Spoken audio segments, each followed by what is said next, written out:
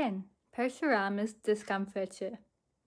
Having thus safely headed back to Dasratha at Mithila, the princess entrusted to him in Ayodhya.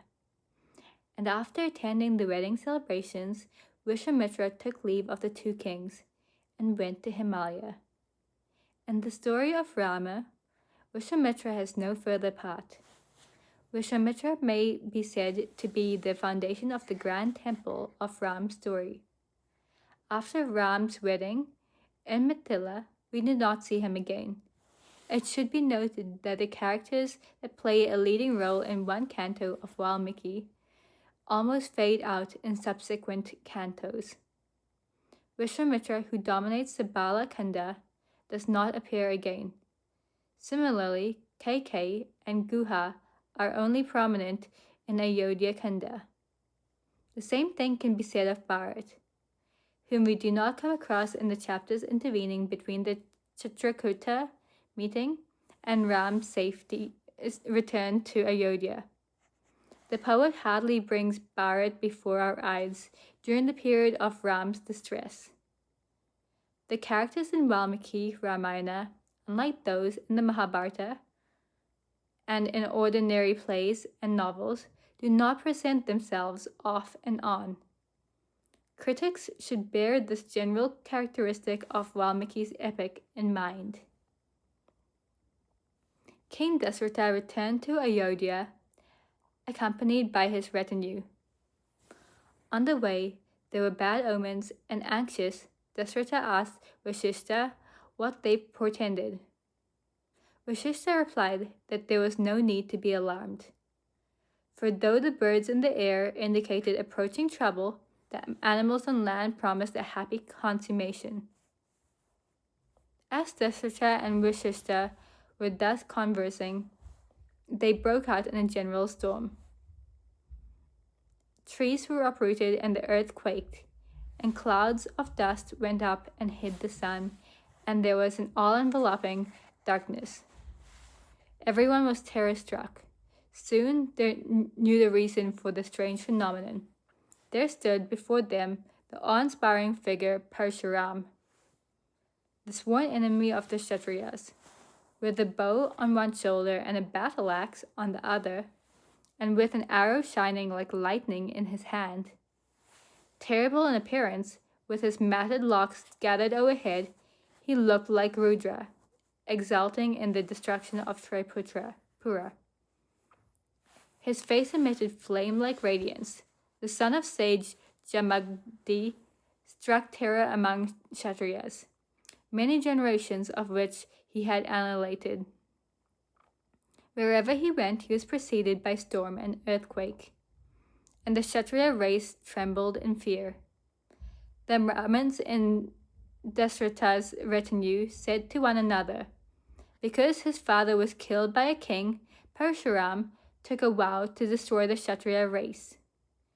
We dared to hope that his vengeful wrath had been quenched in the blood of the innumerable kings he had slain.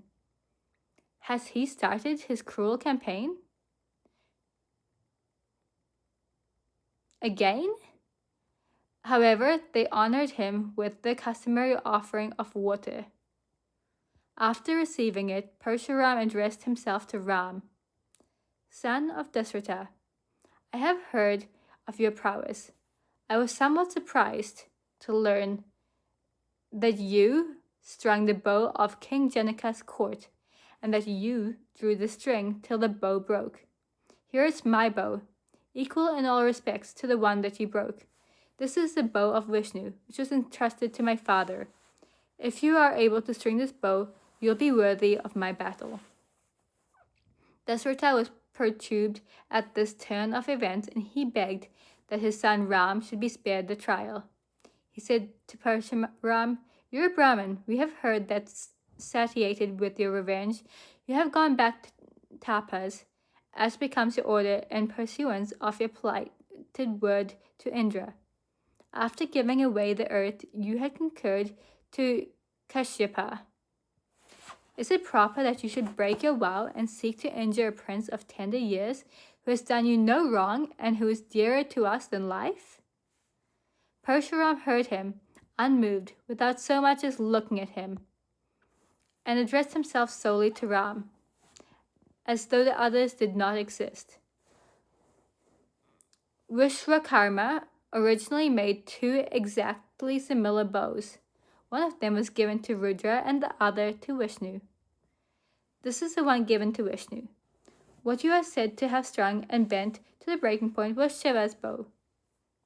See if you can string this bow of Vishnu, and if you do, it will be proof of your skill and strength, and I will then honor you by fighting with you.